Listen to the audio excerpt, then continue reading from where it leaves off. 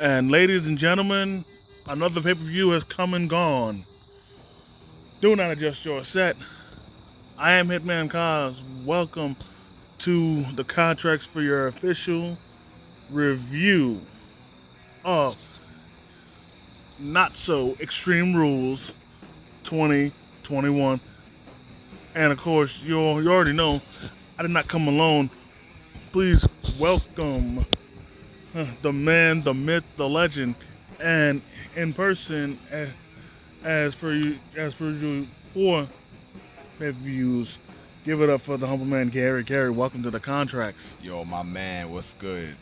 What's good? My man calls Peyton, another man, Miss Legend like myself. My man calls Peyton, what's good? It's good to be chilling, watching pay-per-views again, and giving our predictions and also and giving a recap and a feed. A matter of fact, the feedback as to what happened. Yeah, ready to get into regular rules? Yeah, good way to put that because this. Oh my God. Let's just get into it so we can find out why the hell we call it this shit. Well, to start things off, Liv Morgan and Carmella was actually put onto the pre-show, much to my delight, mainly because I ain't give a fuck about that match.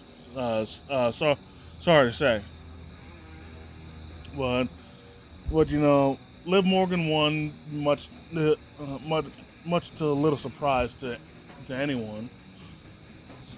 Uh, Moving on, things started off with an impromptu match. The New Day in a six-man tag match against Bobby Lashley, AJ Styles, and Omos. And yeah, and you have to admit that normally impromptu matches on pay-per-views are just there to kill time, or and they usually are pretty bad. But this was great, man. This was great. You know, Right. First off, this is the first time all three members of the New Day had a match together since their split from at last year's draft. Right. Exactly. Honestly speaking, yeah, it was a great match. And reunited, and it felt so good, man. Yeah, yup. It shocked me, and I was happy about that tonight that they reunited. And and I was especially happy that since they were back together, they brought back the Unicorn Stampede, and it looked perfect, as if nothing's ever changed. That is correct. They really did. Yep.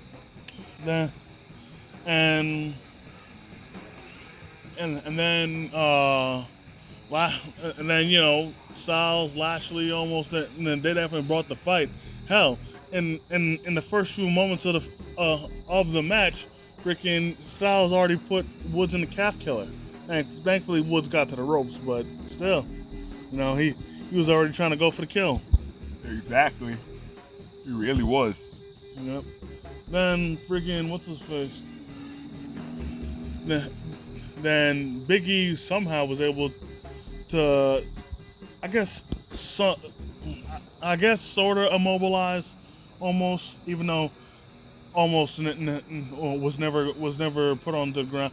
He was still, immobilized a little long enough for Big E and the New Day to do their thing, of things, and Right. and freaking, but even still, Lashley, well, was on a tear. Because he's still very pissed off over losing the WWE title to Big E. Right. Exactly. But yeah, but hey, well, what can you do? That's how Money in the Bank goes. They Exactly. allowed to cash in whenever, wherever, no matter what. That's You correct. know, he ain't like it too bad. Exactly. True. Exactly. Then the match itself, freaking, I also like the spot where freaking not only did Kofi do suicide dive, Big E did his middle rope spear to, I think, to one of them. I forget who. And then, of course, in the closing moments of the match, there was a bit of dissension between between Styles and Lashley, because Lashley was about to go for the spear, but then Styles blind tagged himself in and then they start arguing for a bit before Styles prepared for the phenomenal forearm. Then of course because it took so long arguing, he couldn't land it, but he did land on his feet. But Lashley blind tagged him before Styles had a chance to react to it. Then next thing you know, he winds up, friggin' Styles winds up eating a spear from Lashley, and that winds up costing them in the end. Big E hits the big ending. I mean, personally, I would have preferred if Big E and Kofi hit the midnight hour, but still, Big E hit the big ending, and the New Day won. Yes, exactly. And needless to say, Lashley was still none too pleased. If anything, this made him angrier.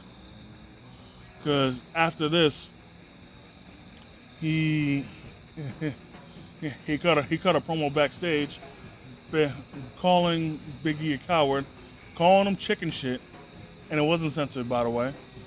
Right. And challenged him to a WWE title rematch on Raw, to which Big E accepted. Exactly. Then moving on, we had we had honestly I didn't think that this was going to go on until maybe a match or two later after this match, like a match or two later. But anyways, we had the Usos defend the SmackDown tag titles against the Street Profits, and as expected going into the match, Montez Ford was banged up. He had his ribs taped up after that little fiasco of what happened on SmackDown. Yep, exactly. Unfortunately, Montez, some would say that he ran his mouth, others would say that he spoke his mind. Either way, he paid for it, and the Street Profits were at a disadvantage, but Angelo Dawkins was there 100%. He was able to defend, to do what he could, and this match was just back and forth all the way through, man. They couldn't be stopped. Either team, and I'll give it to Montez Ford, superb selling on his rib injury. And it played a big part in the match. But even still, he did as much as he humanly possibly could to try and secure the dub for his team and secure the title. But unfortunately, the ribs could not hold up in the end. Even with adrenaline on his side, it just wasn't enough. Freaking actually, before I mentioned the ending, I gotta say, man, that there was some pretty good spots I enjoyed. Like freaking this dude Montez, I think he hit like a diving senton from the top rope out to the outside onto the Usos. That one, and the camera wasn't even on him, so like no one saw it coming. That shit was beautiful, man.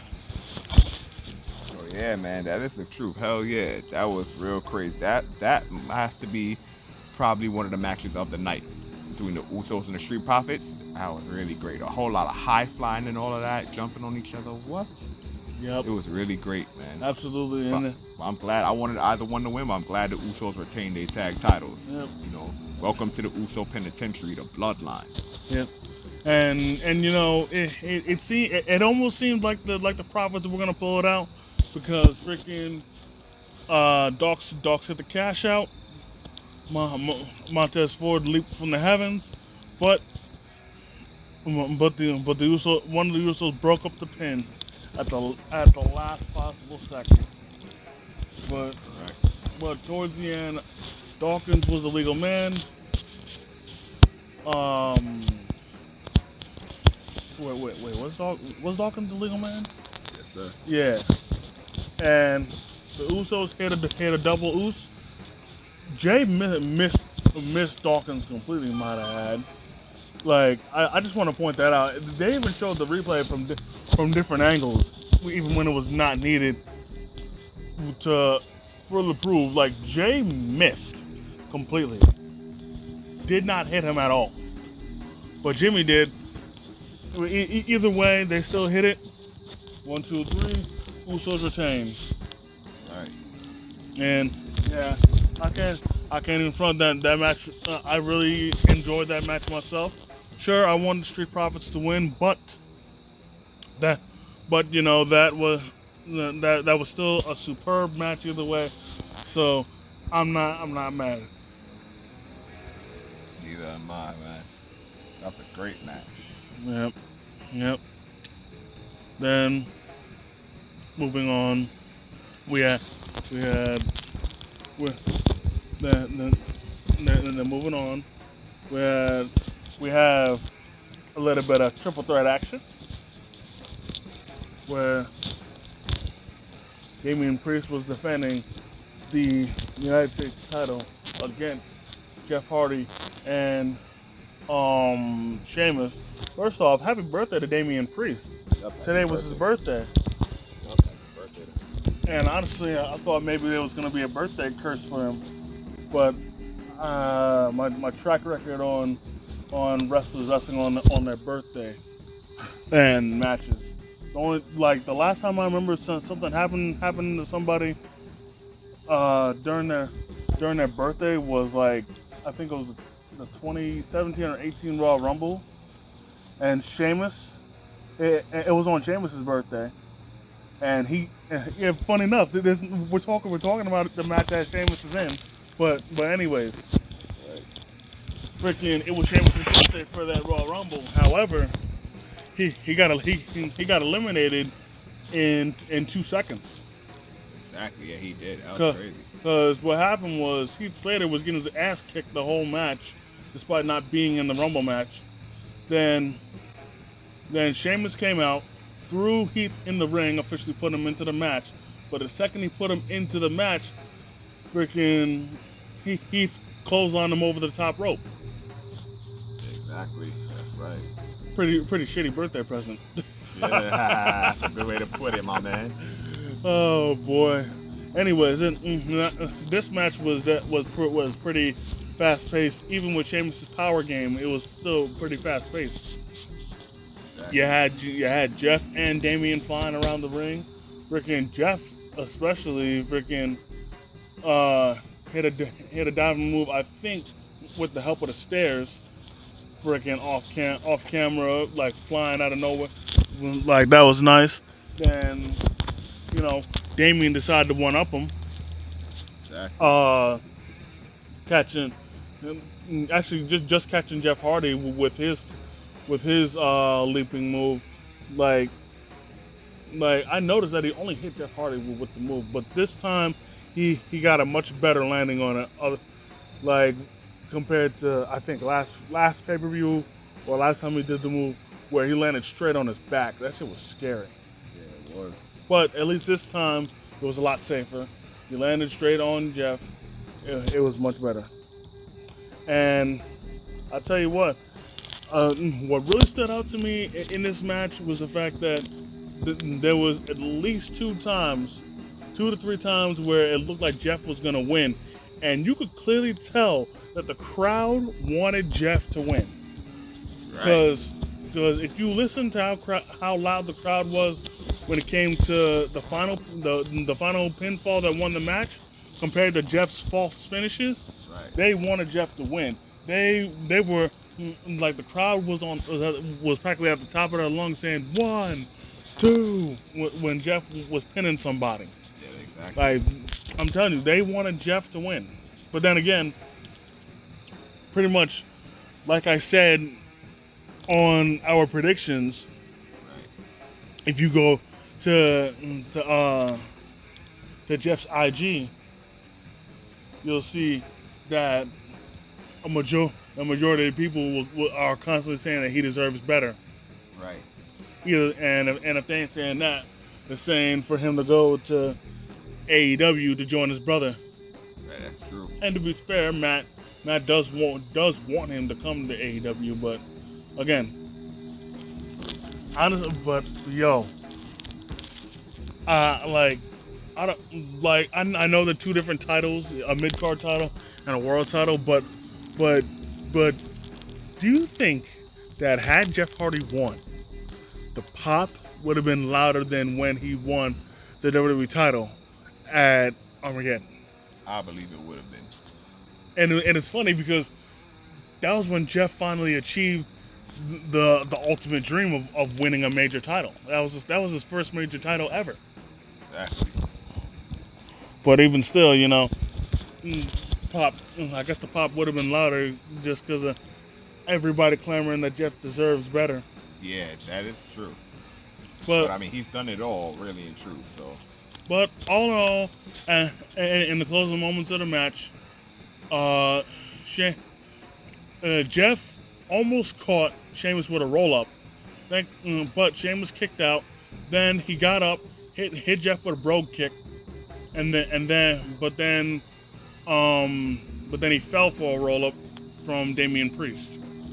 right, I mean, personally, I would have preferred him hitting the Reckoning, rather than just a roll up. But hey, right, either way, this match was still very good. I can't really complain about anything about this match. This was still very good. You know what I'm saying? right. It was. Is there anything you'd like to take away from the match? Or Honestly speaking, no, not really, because it was a fantastic match. So nah, nothing I can take away from it. yeah. Moving on, we have Charlotte Flair, who defended her Raw Women's title against Alexa Bliss, and when they played the promo package, to lead up to the match, you finally saw when their in ring segment where Alexa tried to call her out for not being original, but then Charlotte was able to clap back for the same exact thing. Yeah. When I seen that segment Monday night, when both of them said that to each other about originals who being original, I was like, oh, yo. Because she was, like, ooh, like that's not even yours. Exactly. That's not even originally yours. Like, don't talk to me about being original. Exactly. And look, no shade against Alexa Bliss, Right. but that was Bray Wyatt's thing. Exactly. That was his idea, his gimmick, his everything, his. Exactly. And now he's not even in a company anymore. Exactly. But still, no shade going Alexa's way. I'm just saying. Exactly. And honestly, out of all the matches tonight, this one fell flat. Right, it did. I mean, don't get me wrong, they both put up a great fight, but like, there's just something about them too. I don't think they gel well together. Right, probably.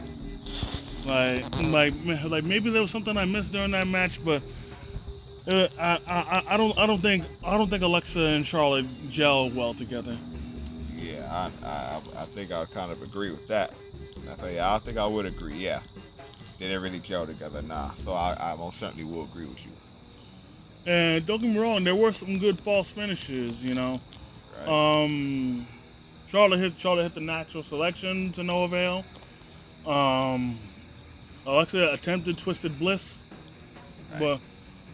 but it got countered into a false pin. Right. Freaking Charlotte tried to figure eight. Right. Well, but that only for that to be countered into a false pin. Exactly. And then, finally came the finale where Charlotte had enough, Right. where she rammed Alexa into multiple into multiple ring posts Right. before hitting. I think she hit another natural selection. Right. That's the truth. She did. Yeah, and hell, freaking even before then, Alexa freaking caught her with a mean looking DDT, but even that wasn't enough. I Right. mean, personally, when it comes to Alexa using the DDT as a finisher, when she used it before using Sister Abigail, Right.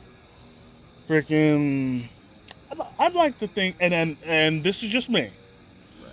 I'd like to think that she's paying homage to Raven, I would. Matter of cause, fact. cause you know, and because if I'm not mistaken, Raven was the last person to have a simple DDT as his finisher. I would agree as well with that. 'Cause and I don't mean like a flipping DDT or a spinning DDT, a regular DDT. Right. I'd You agree. know, he was the last person to use it as a finisher. Right. And I don't care what anybody says.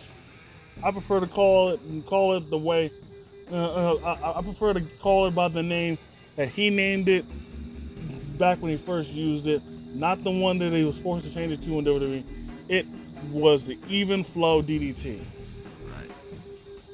But anyways, you know, that DDT wasn't enough. Charlotte, Charlotte won, but oh, she wasn't she wasn't satisfied with just winning. Oh no. Oh yeah. After the match, she was looking around for something, but I knew what she was looking for. Right. She she went grab. She was looking, and when she found what she was looking for, which was Lily, Yep. she tore that motherfucker to pieces. Exactly. Ripped off her arm, ripped off her leg before tearing it completely apart. Yep. Then, and then Alexa saw they got into a bit of a scuffle before Charlotte gained upper hand and threw her behind the announce table, and All then right. she walked off the victory while Alexa was going through her mood swings, Right. uh, shifting between being upset and being angry. Right. Like she just kept switching on and off, on and off. Kind of reminds me. I don't know if you played Soul Calibur, but kind of reminds me of Tira from Soul Calibur. The way she switches from jolly to gloomy. But anyway, yeah. And before we skip and go to the next segue for the next match, bit of a side note for Alexa. This was a hometown. She was the hometown hero. One thing I forgot about this pay per view was that it was in Columbus. You remember she is from Columbus, Ohio, but unfortunately, Alexa, like a majority of people preceding her, was a victim of the hometown curse, where in said hometown you lose. Exactly. Don't get me wrong, there have been a few people that have won in their hometown, but a majority of people have lost in their hometown. That's why it's cursed. Right. But but even still, great match. Well, actually no, decent match at best. Right. But even still, personally, I was satisfied in the ending of her destroying Lily. Oh yeah. Now, personally, I don't know what this is gonna do to Alexa's psyche. Whether it's gonna make her go even more mentally unstable, as if that's possible, or if it's gonna turn her back to normal or whatever. I don't know. We'll see. We'll see. We'll see tomorrow. Yes, sir. We shall see tomorrow. Then, then moving on, we had the pre-main event. Becky Lynch defending the SmackDown Women's Championship against the EST Bianca Belair, Right. and this match was excellent. You know, a lot of good stuff from both of them, man. Uh, there was multiple times, freaking, what's his face? Becky tried to go for the disarmer, but then, but but but freaking Bianca was ready for her every time. Yep. And hell, there was there was even the there was even one time where she tried to slam her to the mat, but even still she wouldn't let go. Right. And also during the whole match, Becky was doing what two other four horsewomen members did, and I was using Bianca's hair braid against her. Exactly. And I thought it was going to lead to Bianca finally having enough and whipping her with it. Yeah, same here. That's what I was expecting too. And actually, Becky has felt it before because at the Women's Battle Royal, I forgot which WrestleMania it was. I think it was the first Women's Battle Royal. Right. Bianca was there as a special entrant from NXT, and she whipped her with it. And and and like for me, well, I love the reactions of all the other women who saw her get whipped with it. Like Sasha saw it, she cringed in pain. The Iconics saw it, they cringed. Like if you get hit with Bianca's hair whip, it's gonna hurt. Right. It's called a hair whip for a Exactly. reason. Like Exactly. and if anybody knows that better than anybody else, it's Sasha Banks. That hair whip left a nasty welt on the side of her. Exactly. But you know, moving forward, you know, Bianca once again showed off why she is the strongest, showing off her immense strength. Man, I absolutely loved what she was doing. But Same here. you know, it was. But what eventually happened Right. is that she actually was gonna be put. It wasn't the disarmer. It was more of a cross arm breaker.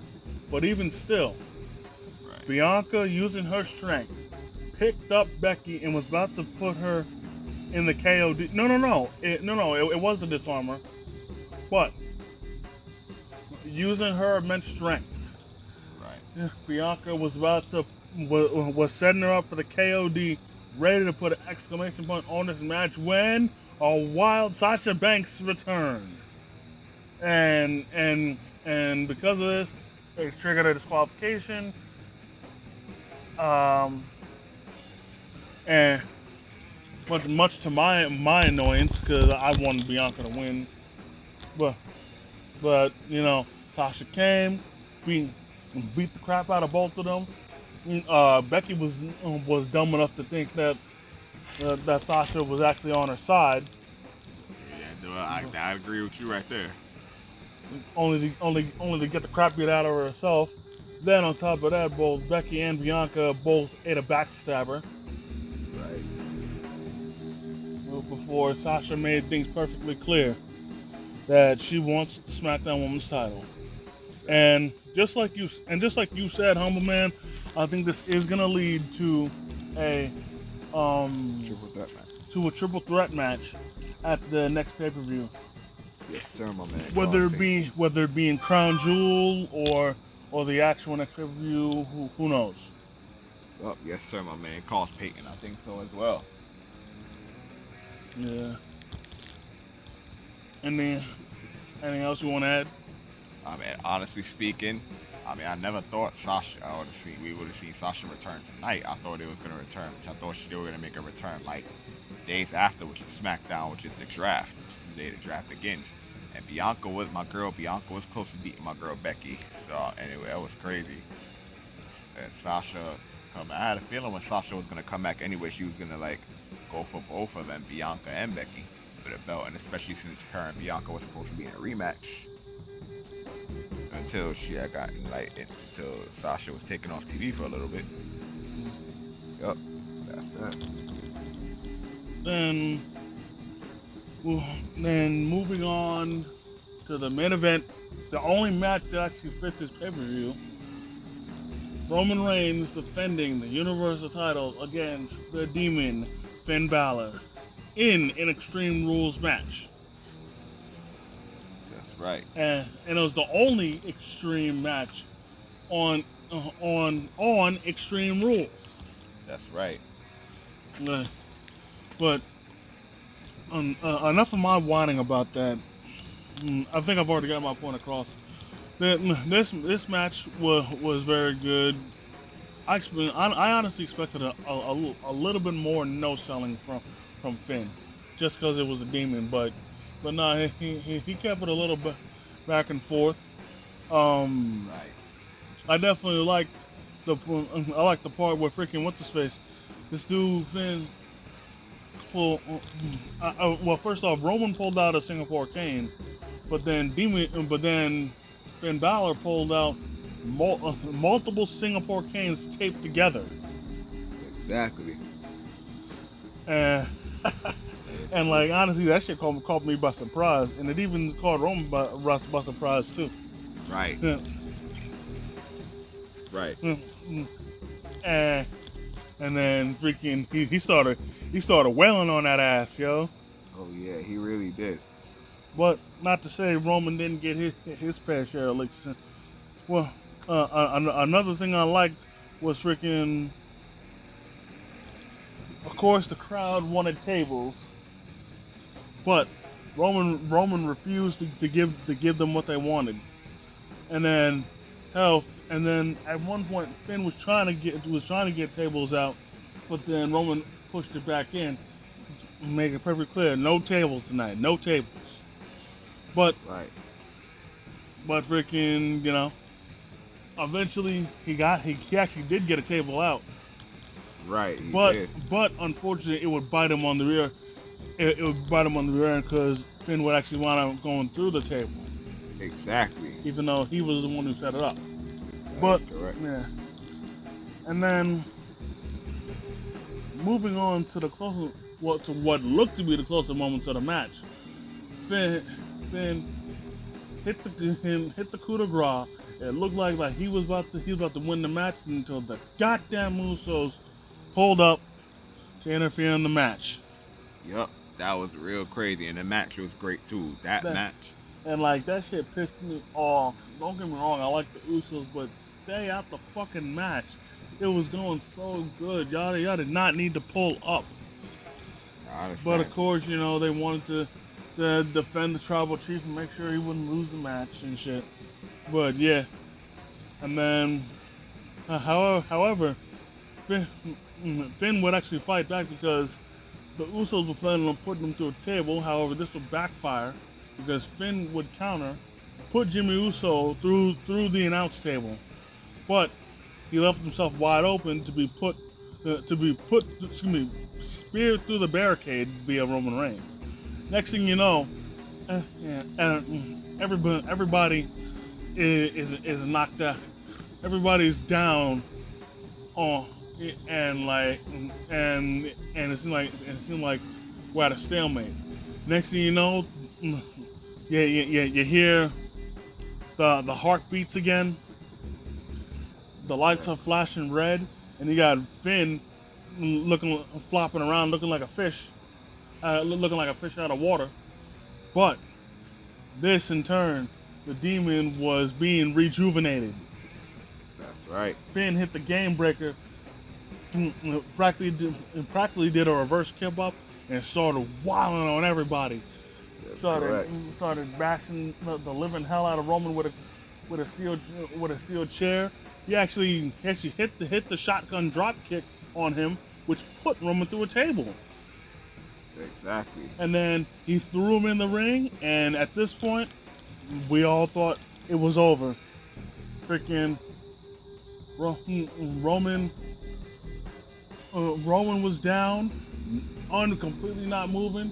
Finn was at the top rope, ready to hit him with the coup de grace one final time. But then, in a stroke of bad luck, snap! Right. the whole the turnbuckle and the top turnbuckle and everything broke.